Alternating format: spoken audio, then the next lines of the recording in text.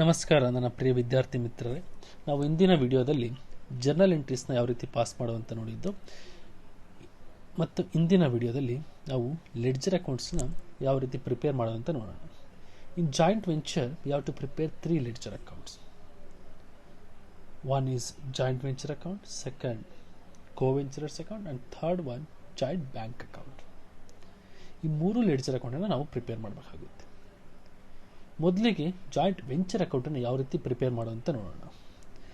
Joint venture account prepare ಮಾಡುವಂಥ ಉದ್ದೇಶ joint ವೆಂಚರಿಂದ profit earn ಆಗಿದೆಯಲ್ಲ, ಲಾಸ್ ಇನ್ಕರ್ ಆಗಿದೆ ಅದನ್ನು ಕಂಡುಹಿಡಿಯೋದಕ್ಕೋಸ್ಕರ ಜಾಯಿಂಟ್ ವೆಂಚರ್ ಅಕೌಂಟನ್ನು ಪ್ರಿಪೇರ್ ಮಾಡಬೇಕಾಗುತ್ತೆ. ಮತ್ತು ಇದು nominal account in nature. Nominal account rules applicable ಆಗುತ್ತೆ. ನಾಮಿನಲ್ ಅಕೌಂಟ್ ರೂಲ್ಸ್ ಏನಿರುತ್ತೆ, debit all expenses and losses, credit all incomes and gains. ನಾವು ಎಲ್ಲ ಎಕ್ಸ್ಪೆನ್ಸಸ್ಸನ್ನು ಡೆಬಿಟ್ ಮಾಡಬೇಕಾಗುತ್ತೆ, ಇನ್ಕಮ್ಸನ್ನು ನಾವು ಕ್ರೆಡಿಟ್ ಮಾಡಬೇಕಾಗುತ್ತೆ. ಓಕೆ, ಈ ಜಾಯಿಂಟ್ ವೆಂಚರ್ ಅಕೌಂಟಲ್ಲಿ ಜಾಯಿಂಟ್ ವೆಂಚರ್ಗೆ ಸಂಬಂಧಪಟ್ಟಂಥ ಎಲ್ಲ ಎಕ್ಸ್ಪೆನ್ಸಸ್ಸನ್ನು ನಾವು ಡೆಬಿಟ್ ಮಾಡ್ತೇವೆ, ಎಲ್ಲ ಇನ್ಕಮ್ಸನ್ನು ಇಲ್ಲಿ ಕ್ರೆಡಿಟ್ ಮಾಡಬೇಕಾಗುತ್ತೆ. This account is similar to profit and loss account. Profit and loss account ಯಾವ ರೀತಿ ಪ್ರಿಪೇರ್ ಮಾಡ್ತೀವಿ ಅದೇ ರೀತಿ ನಾವು ಜಾಯಿಂಟ್ ವೆಂಚರ್ ಅಕೌಂಟನ್ನು ಸಹ ಇಲ್ಲಿ ಪ್ರಿಪೇರ್ ಮಾಡ್ತೀವಿ. In profit and loss account on debit side we record all expenses and in credit side we record all incomes, like that. ಅದೇ ರೀತಿ ಇಲ್ಲೂ ಸಹ ಜಾಯಿಂಟ್ ವೆಂಚರ್ ಅಕೌಂಟನ್ನು ಪ್ರಿಪೇರ್ ಮಾಡಬೇಕಾಗುತ್ತೆ. ನಿಮಗೆ ಜಾಯಿಂಟ್ ವೆಂಚರಲ್ಲಿ ಮೇಯ್ನಾಗಿ ಬರುವಂಥ ಎಕ್ಸ್ಪೆನ್ಸಸ್ ಯಾವುವು ಅಂದರೆ ಪರ್ಚೇಸಸ್, ಕಮಿಷನ್, ಎಕ್ಸ್ಪೆನ್ಸಸ್, ಡಿಸ್ಕೌಂಟ್. ಇಷ್ಟು ಟ್ರಾನ್ಸಾಕ್ಷನ್ಸನ್ನು ನಾವು ಎಕ್ಸ್ಪೆನ್ಸಸ್ ಸೈಡು ರೆಕಾರ್ಡ್ ಮಾಡಬೇಕಾಗುತ್ತೆ.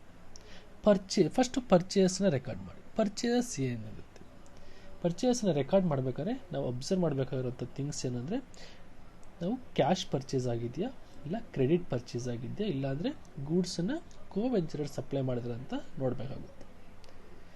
If it is a cash purchase ಆಗಿದ್ರೆ ಜರ್ನಲ್ ಎಂಟ್ರಿ ಏನು ಬರುತ್ತೆ ಅಂದರೆ, ಯಾವುದೇ ಪರ್ಚೇಸ್ ಇಸ್ ಅನ್ ಎಕ್ಸ್ಪೆನ್ಸ್, ಯಾವುದೇ ಎಕ್ಸ್ಪೆನ್ಸನ್ನು ನಾವು ಜಾಯಿಂಟ್ ವೆಂಚರ್ ಅಕೌಂಟಲ್ಲಿ ರೆಕಾರ್ಡ್ ಮಾಡಬೇಕಾಗುತ್ತೆ ಆ debit side. So that entry is joint venture account debtor. ಇಲ್ಲಿ ಪರ್ಚೇಸ್ ಮಾಡಿದಾಗ ಕಂಪನಿ ಕ್ಯಾಶ್ ಪರ್ಚೇಸ್ ಆದರೆ ಕ್ಯಾಶ್ ಪೇಮೆಂಟ್ ಆಗುತ್ತೆ, ಕ್ಯಾಶ್ ಪೇಮೆಂಟನ್ನು ನಾವು ಜಾಯಿಂಟ್ ಬ್ಯಾಂಕ್ ಅಕೌಂಟಲ್ಲಿ ರೆಕಾರ್ಡ್ ಮಾಡಬೇಕಾಗುತ್ತೆ. ಆದ್ದರಿಂದ ಕ್ಯಾಶ್ ಪರ್ಚೇಸ್ಗೆ general entry joint venture account to joint bank account. ಅದರಿಂದ ಜಾಯಿಂಟ್ ವೆಂಚರ್ ಅಕೌಂಟನ್ನು ಡೆಬಿಟ್ ಮಾಡಿ to joint bank account is the entry for cash purchase. Next credit purchase ಆದರೆ to creditors account. Otherwise if it is goods supplied by co-venturers to concern co-venturer. ಯಾವ co-venturer goods supply ಮಾಡಿದರೆ ಆ ಅಕೌಂಟನ್ನು record ಮಾಡಬೇಕಾಗುತ್ತೆ ಆ debit side of joint venture account. Next ಅದೇ ಎಕ್ಸ್ಪೆನ್ಸಸ್ಸನ್ನು incur ಮಾಡೋದು. ಎಕ್ಸ್ಪೆನ್ಸನ್ನು ನಾವು ಜಾಯಿಂಟ್ ವೆಂಚರ್ ಅಕೌಂಟ್ ಡೆಬಿಟ್ ಸೈಡಲ್ಲಿ ಮಾಡಿ, if it is paid from bank account to joint bank account. ಎಕ್ಸ್ಪೆನ್ಸನ್ನು ಬ್ಯಾಂಕ್ ಅಕೌಂಟಿಂದ ಪೇಮೆಂಟ್ ಮಾಡಿದರೆ ಟು ಜಾಯಿಂಟ್ ಬ್ಯಾಂಕ್ ಅಕೌಂಟ್ ಅಂತ ರೆಕಾರ್ಡ್ ಮಾಡಬೇಕಾಗುತ್ತೆ. Next commission due to co-venturer. ಕಮಿಷನ್ನು ಕೋ-ವೆಂಚರರ್ಸ್ಗೆ ಪೇಮೆಂಟ್ ಮಾಡ್ತಾ ಇದ್ದರೆ ಅದನ್ನು ಟು ಕನ್ಸರ್ನ್ ಕೋ-ವೆಂಚರರ್ ಅಕೌಂಟನ್ನು ರೆಕಾರ್ಡ್ ಮಾಡಬೇಕಾಗುತ್ತೆ. ನೆಕ್ಸ್ಟು ಡಿಸ್ಕೌಂಟ್ ಯಾವಾಗ ಬರುತ್ತೆ ಅಂದರೆ ಬಿಲ್ ಡಿಸ್ಕೌಂಟಿಂಗನ್ನು ಮಾಡಿದಾಗ. ಡಿಸ್ಕೌಂಟ್ ಬಂದಿರುತ್ತೆ, ಅದು ಎಕ್ಸ್ಪೆನ್ಸನ್ನು ಇಲ್ಲಿ ಡೆಬಿಟ್ ಮಾಡಿ ಟು ಡಿಸ್ಕೌಂಟ್ ಅಕೌಂಟ್. ಈ ಎಲ್ಲ ಎಕ್ಸ್ಪೆನ್ಸನ್ನು ರೆಕಾರ್ಡ್ ಮಾಡಿದ ನಂತರ ಇನ್ಕಮ್ಸನ್ನು ರೆಕಾರ್ಡ್ ಮಾಡಿ. ಇನ್ಕಮ್ಸ್ ಮೇಯ್ನಾಗಿ ಬರುವಂಥದ್ದು ಸೇಲ್ಸಲ್ಲಿ ನಿಮಗೆ ಎರಡು ರೀತಿ ಬರುತ್ತೆ, ಒಂದು cash sale, another one is credit sale. Cash sale ಆದರೆ ಕ್ಯಾಶ್ ಪೇಮೆಂಟ್ ಮಾಡಬೇಕಾಗುತ್ತೆ ಥ್ರೂ ಜಾಯಿಂಟ್ ಬ್ಯಾಂಕ್ ಅಕೌಂಟ್. ಅದರಿಂದ ಬೈ ಜಾಯಿಂಟ್ ಬ್ಯಾಂಕ್ ಅಕೌಂಟ್ ಅಂತ ನೀವು ಎಂಟ್ರಿ ಕೊಡಿ. ನೆಕ್ಸ್ಟು ಅದರ್ವೈಸ್ ಕ್ರೆಡಿಟ್ ಸೇಲ್ ಆದರೆ it is sold to debtors. Debtor is the person who owes money to the business. ಯಾರು business ಇಂದ ಸಾಲ ಪಡೆದಿದ್ದಾನೆ ಅವನು ಡೆಟಾರ್ಸ್ ಆಗ್ತಾನೆ, ಅದರಿಂದ ಅವನಿಗೆ ಬೈ ಡೆಟಾರ್ಸ್ ಅಕೌಂಟ್ ಅಂತ ನೀವು ಕ್ರಿಯೇಟ್ ಮಾಡಬೇಕಾಗುತ್ತೆ. ನೆಕ್ಸ್ಟು ಅನ್ಸೋಲ್ಡ್ ಗೂಡ್ಸನ್ನು ಏನಾರ ಕೋ-ವೆಂಚರರ್ಸು ಟೇಕ್ ಓವರ್ ಮಾಡೋದು, ಅವ್ರ ಅಕೌಂಟನ್ನು ರೆಕಾರ್ಡ್ ಮಾಡಬೇಕಾಗುತ್ತೆ. ಜಾಯಿಂಟ್ ವೆಂಚರ್ ಅಕೌಂಟ್ಗೆ ಕ್ರಿಯೇಟ್ ಮಾಡಿ ಬೈ ಕನ್ಸರ್ನ್ ಕೋ-ವೆಂಚರರ್ಸ್ ಅಕೌಂಟ್. ಇಷ್ಟು ಎಕ್ಸ್ಪೆನ್ಸ್ ಮತ್ತು ಇನ್ಕಮ್ಸನ್ನು ರೆಕಾರ್ಡ್ ಮಾಡಿದ ನಂತರ ನಾವು ಅಕೌಂಟನ್ನು ಕ್ಲೋಸ್ ಮಾಡಬೇಕು. ಕ್ಲೋಸ್ ಮಾಡಬೇಕಾದ್ರೆ ನಿಮಗೆ ಕ್ರೆಡಿಟ್ ಸೈಡ್ ಹೆಚ್ಚು ಬಂದರೆ, if the credit side shows excess balance the debit side, ಅದನ್ನು ನಾವು ಪ್ರಾಫಿಟ್ ಅಂತ ಟ್ರೀಟ್ ಮಾಡಬೇಕು. ಪ್ರಾಫಿಟ್ ಅಂದರೆ ಯಾಕೆ ಬರುತ್ತೆ ಅಂದರೆ ಇನ್ಕಮ್ಸ್ ಜಾಸ್ತಿ ಇದ್ದರೆ ಪ್ರಾಫಿಟ್ ಬರುತ್ತೆ. ಪ್ರಾಫಿಟನ್ನು ಎಲ್ಲ ಕೋ-ವೆಂಚರರ್ಸ್ಗೂ ನಾವು ಶೇರ್ ಮಾಡಬೇಕಾಗುತ್ತೆ. Next the same way the debit side shows excess balance than credit side, that is expenses is higher than incomes, then it is loss. Loss ಅನ್ನು ಅಷ್ಟೇ ಕೋವೆಂಚರರ್ಸ್ಗೆ ಶೇರ್ ಮಾಡಬೇಕಾಗುತ್ತೆ. Is all about joint venture account. Next account co-venturers account.